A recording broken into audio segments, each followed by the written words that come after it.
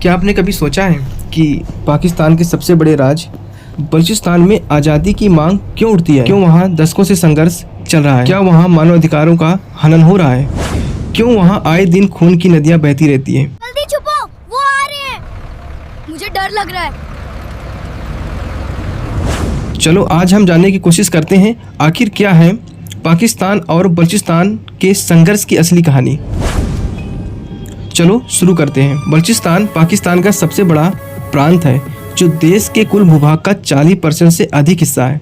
फिर भी इसकी जनसंख्या पाकिस्तान की कुल आबादी का केवल 6% है। इस क्षेत्र में प्राकृतिक गैस, कोयला, सोना और तांबे जैसे प्रचुर प्राकृतिक संसाधनों से समृद्ध है।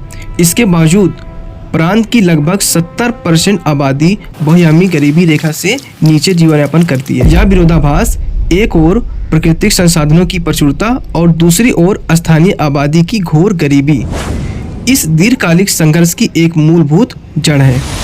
यह संघर्ष पाकिस्तान के निर्माण के साथ ही शुरू हो गया था, जब 1947-48 में बलूचिस्तान को कथित तौर पर जबरन पाकिस्तान में मिला लिया गया था।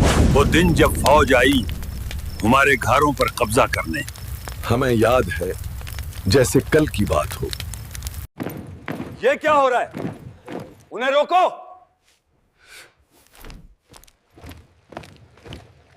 जबकि स्थानीय बलूच आबादी स्वतंत्रता की मांग कर रही थी, तब से बलूचिस्तान का इतिहास उग्रवाद और विद्रोह के साथ साथ उन्हें कुचलने के सरकारी प्रयासों से भरा पड़ा है।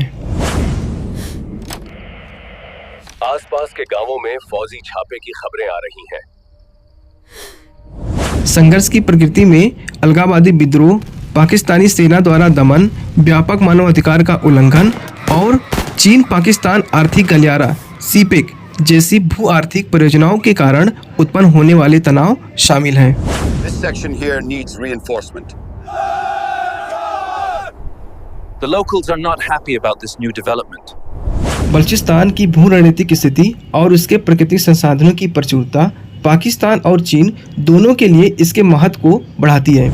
यह क्षेत्र चीन पाकिस्तान आर्थिक गलियारा सीपेक का एक आर्थिक हिस्सा है, जो चीन के सिंजियांग प्रांत को बलूचिस्तान के ग्वादर बंदरगाह से जोड़ता है, जिससे चीन को अरब सागर तक सीधा पहुंच मिलाती है। हालांकि यह भू रणनीतिक महत्व और संसाधन संपन्न स्थानीय आबादी के लिए शोषण और अलगाव का कारण भी बनती है, जिससे संघर्ष की तीव्रता बढ़ती है। बलूच लोग मानते हैं कि इस्लामाबाद में बैठी सरकारों और पाकिस्तानी सेना ने अंग्रेजों की तरह ही उनके प्राकृतिक संसाधनों और भू रणनीतिक स्थिति का शोषण किया है। सीपेक को भी इसी शोषण का प्रतीक मानते हैं, जिससे उनके बीच असंतोष और अलगाववाद की भावना और गहरी होती है। यह संघर्ष केवल पाकिस्तान का आंतरिक मामला नहीं है, बल्कि इसके महत्वपूर्ण क्षेत्रीय और अंतर्राष्ट्रीय निहितार्थ है, जो दक्षिण एशिया में स्थिरता, चीन की बेल्ट एंड रोड पहल और भारत के रणनीतिक हितों को प्रभावित करते हैं। 1947-48 का विलय के साथ बलूच राष्ट्रवाद का उदय हुआ, और जब 1947 में जब पाकिस्तान अस्तित्व में आया, तब बलूचिस्तान को जबरन इसमें मिला लिया गया, जबकि बलूच लोग अपनी स्वतंत्रता चाहते थे। ऐतिहासिक रूप से 11 अगस्त 1947 को बलूचिस्तान कलात रियासत ने अपनी स्वतंत्रता की घोषणा की थी। We, the people of Kalat, declare our independence.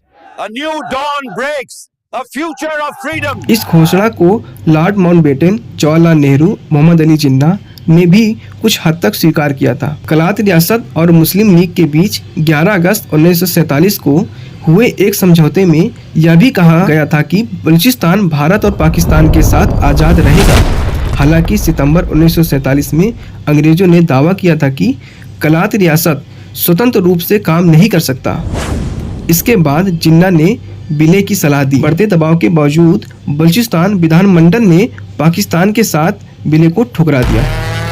उसके बाद मार्च 1948 में पाकिस्तान ने कलात पर सैन्य कार्रवाई कर उसे जबरन अपने कब्जे में ले लिया।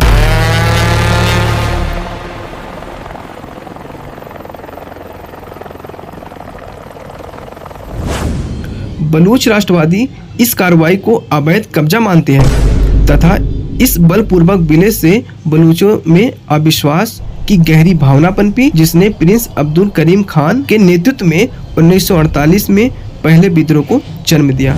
My words are bullets, my verses are fire.